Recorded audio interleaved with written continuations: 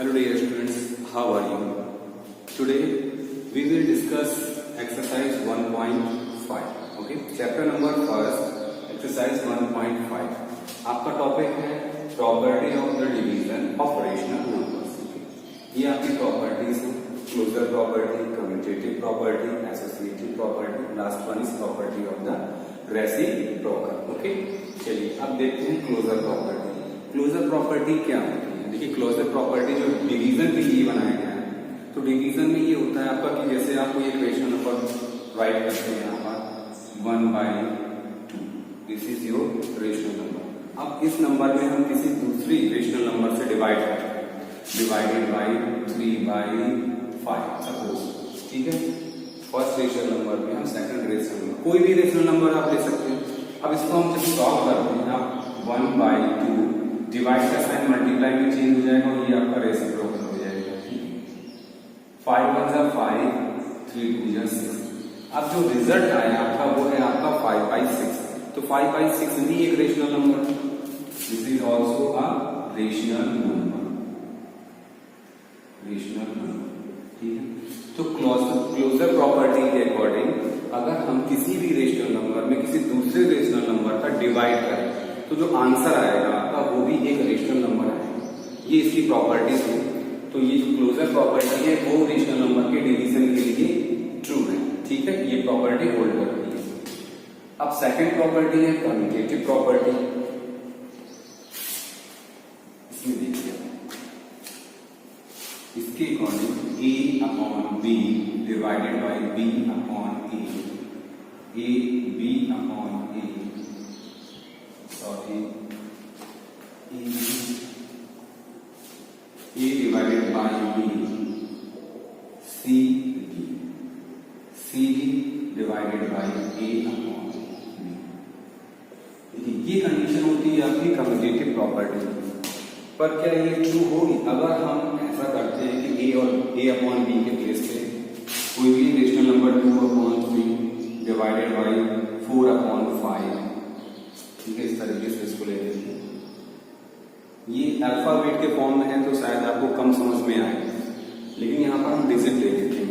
2/3 ये भी आपका एक रेशनल नंबर है, डिवाइडेड बाई 4/5 ये भी आपका रेशनल नंबर है. यहाँ पर हम ऑर्डर चेंज कर देते हैं. पहले आप लिखेंगे 4/5 डिवाइडेड बाई 2/3. क्या ऐसा है कि दोनों साइड अगर LHS RHS हम सॉल्व करें तो सेम आएगा? चलिए देखते हैं. इसको हम यहाँ से 2/3 मल्टीप्लाई 5/4, 2 2 जा 4, आपका आएगा 5 1 जा 5, 3 2 जा 6. जब हमने LHS को सॉल्व किया आपका आंसर आया 5/6. अब RHS को सॉल्व करते हैं 4/5. डिवाइड के प्लेस पर अगर मल्टीप्लाई का साइन लगाते हैं तो आगे की जो डिजिट होगी वो हमारी रेसिप्रोकल हो जाती है. रेसिप्रोकल में समझते ना कि उल्टा हो जाता है. 3 डिनोमिनेटर में है तो 3 न्यूमरेटर में हो जाएगा, और 2 न्यूमरेटर में है तो डिनोमिनेटर में 2 2 जा 3 2 जा 6/5. अब आप देखिए यहाँ पर आया 5/6, यहाँ पर है 6/5. तो that means not equal. Okay, तो यहाँ पर अगर आप देखा जाए तो कम्यूटेटिव जो प्रॉपर्टी है वो डिवीजन के लिए आपकी ट्रू नहीं है, ये होल्ड नहीं हो रही है. ठीक है, तो the commutative property does not hold for rational number for division. Next,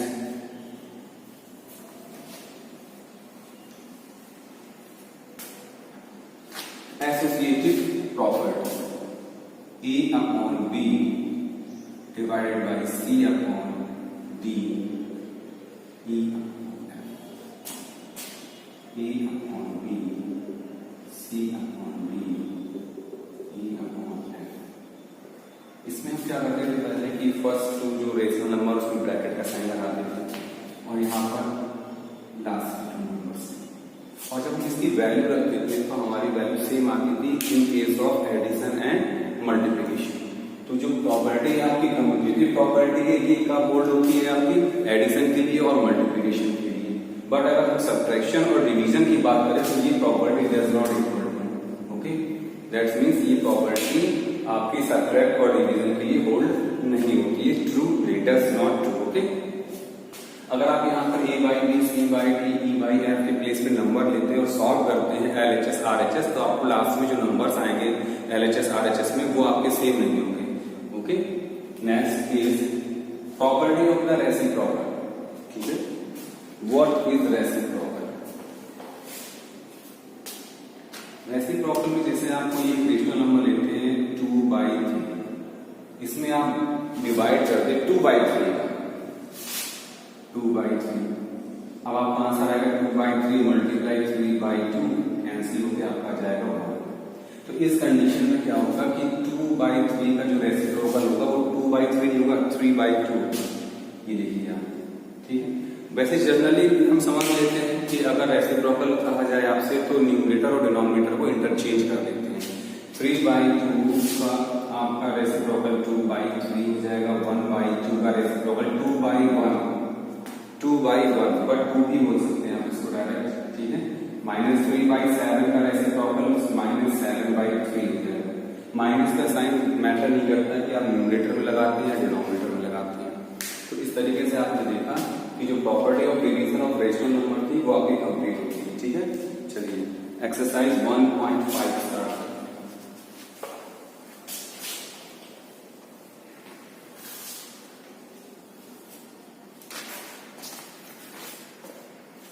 question number first is divide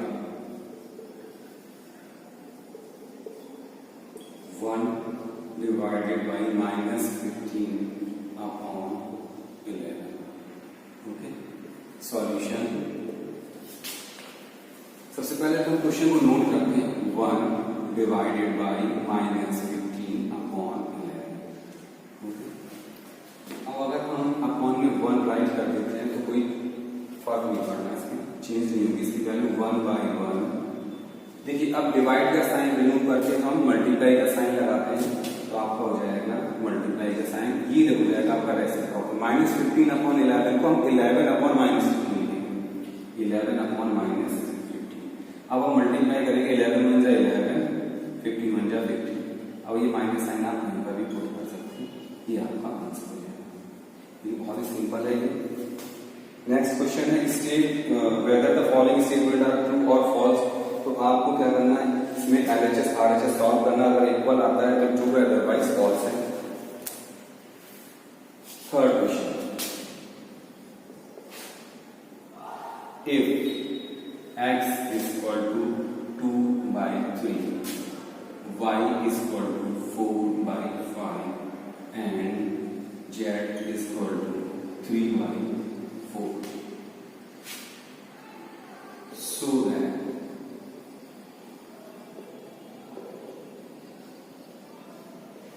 x divided by does not equal to y divided by x। देखिए इसमें हमने फर्स्ट लिया है क्वेश्चन, वैल्यू आपको given है x equal to 2/3 है, y equal to 4/5 है and z equal to 3/4। x, y और z की वैल्यू आपको गिवन है, ठीक है।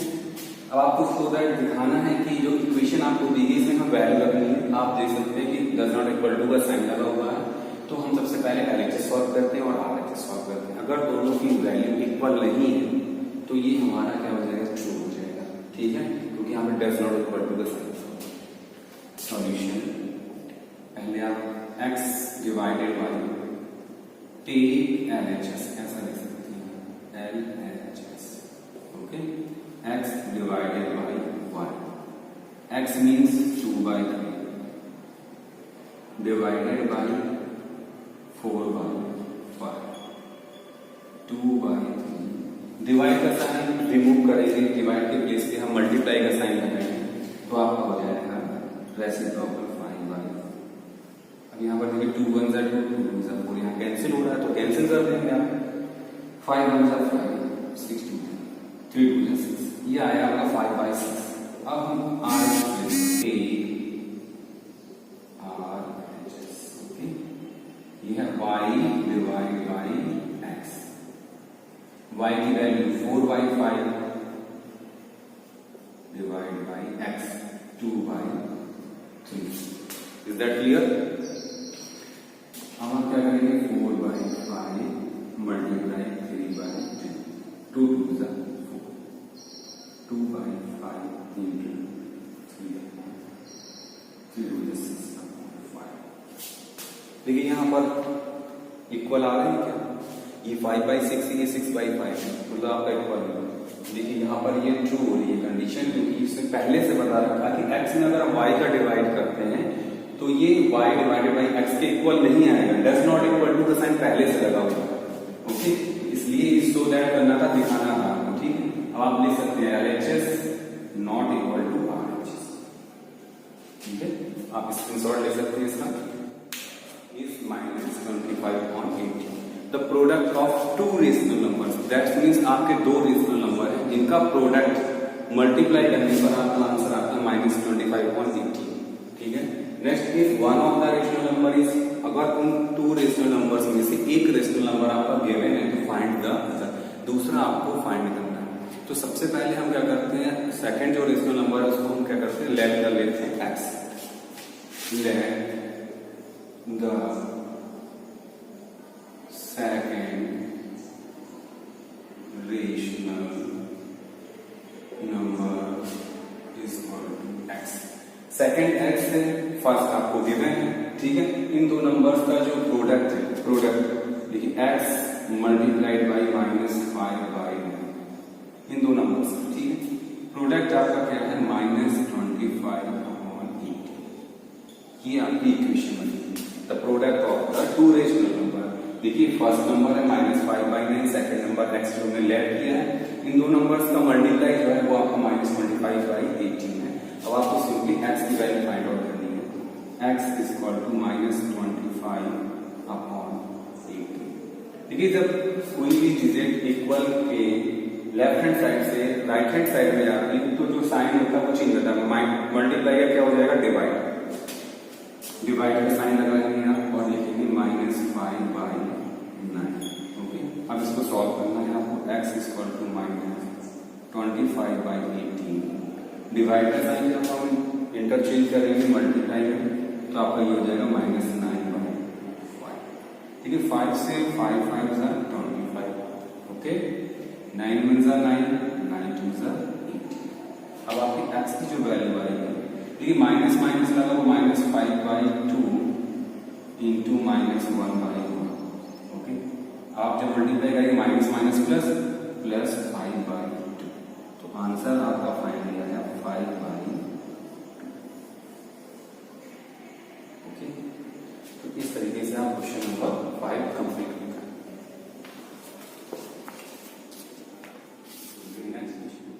To get -16/17। Okay, by what rational number, किस रेशनल नंबर से हम 256/289 को मल्टीप्लाई करें, should be multiply to get, जिससे हम मल्टीप्लाई करने के बाद जो हमारा आंसर आया वो है -16/17। Okay, solution, let the number be X. हम ये लेट करते हैं कि हमारा जो नंबर होगा, जो जिस नंबर से हम मल्टीप्लाई करेंगे वो x होगा। ठीक है, अब x का मल्टीप्लाई करना है आपको 256/289, मल्टीप्लाई का sign, x is equal to -16/17। ये आपकी इक्वेशन है। ठीक है, अब x की वैल्यू आप फाइंड करें -16/17 इंटू, अब देखिए मल्टीप्लाई में तो डिवाइड हो जाएगा, तो आप यहाँ पर डिवाइड का साइन लगा लीजिए, 256/289। Okay, x is equal to -16/17। अब यहाँ पर जैसे आप मल्टीप्लाई का साइन लगाएंगे क्या हो जाएगा, ऐसे टोटल हो जाएगा आपका 289/256। आप 17 और 16 के टेबल से कट कर सकते हैं, 17 17 16 16। Okay, x is equal to -17/16। ये है आपका फाइनल आंसर। ओके, कॉपी कर लीजिए।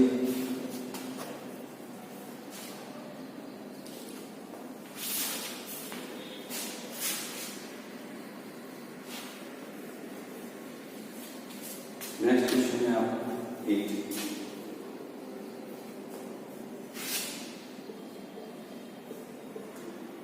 divide the sum of 61 upon 12 and 11 upon 3 by their difference.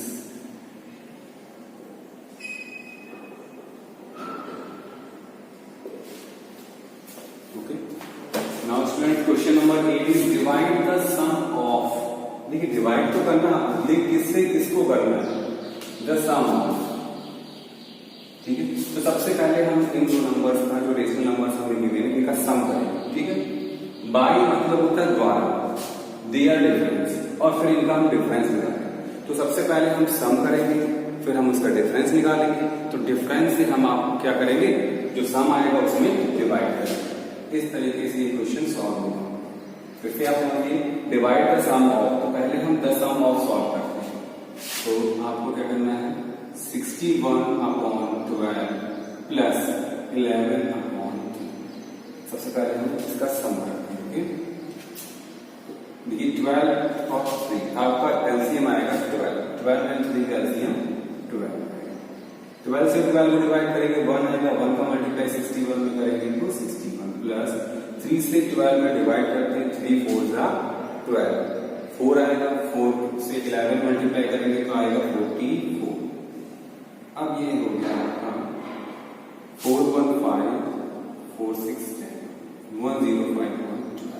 ये आपका सम. इसके बाद निकालें the difference. The difference of 61 upon 12 minus, and अभी आप क्वेश्चन लिख रहे हैं तो ये लिखेंगे डायरेक्ट. आपको क्या करना है, डिफरेंस निकालना है. 12 माइनस 11 बाई, फिर से आप एलसीएम लेंगे, आएगा आपका 12, यहाँ पर हो जाएगा 61 minus 44.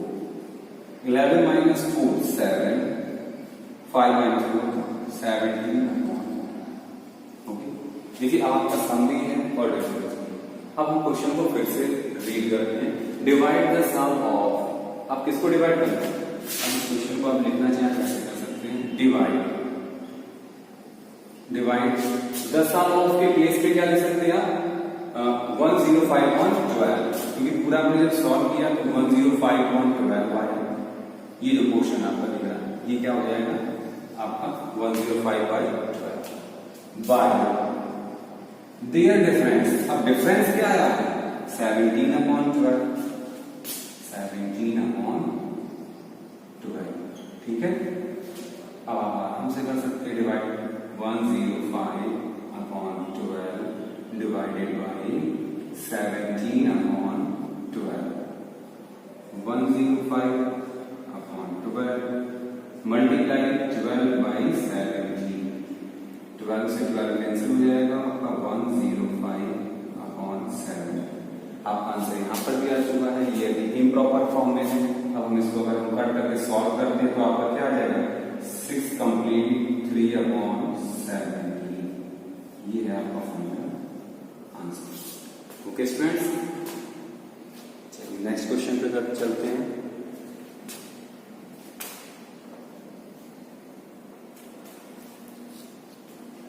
Question number 9.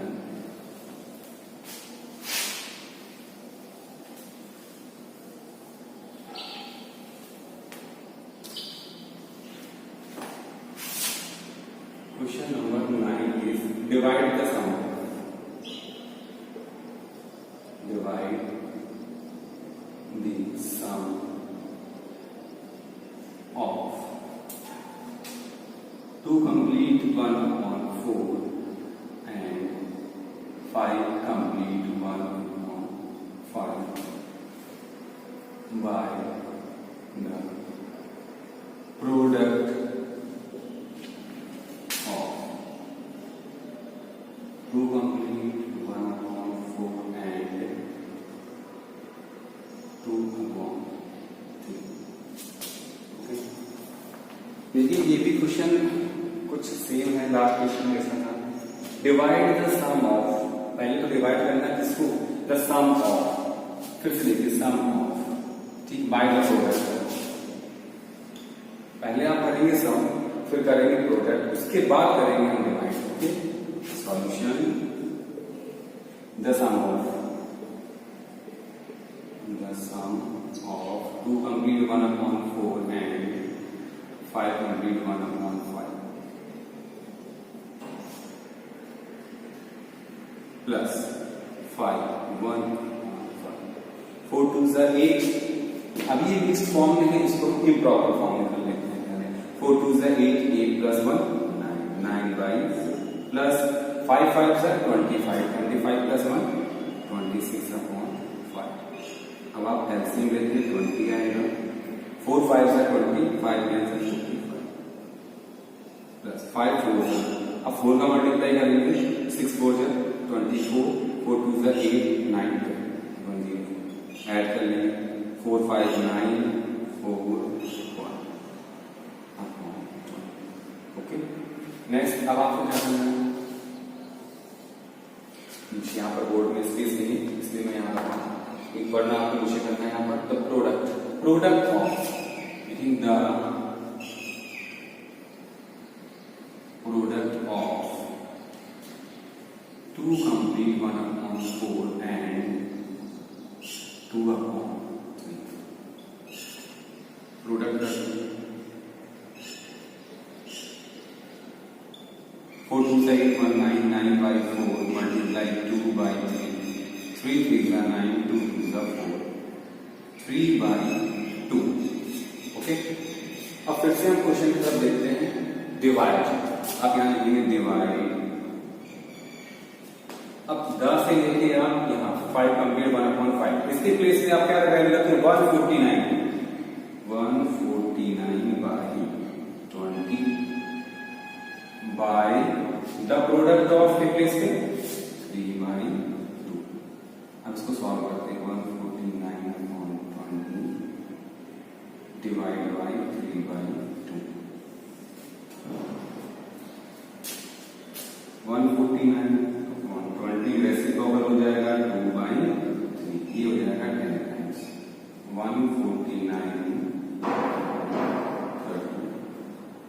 4 complete 29/30।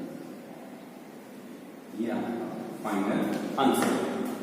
Okay students, अब आपकी एक्सरसाइज 1.5 फिनिश होती, लास्ट क्वेश्चन 10 है, बिल्कुल सेम है, तो आप लोग अपने घर पे कर सकते हैं। चाहिए अगर आपने बुक्स परचेज नहीं की है तो आप बुक परचेज कर लीजिए। Okay, thank you so much.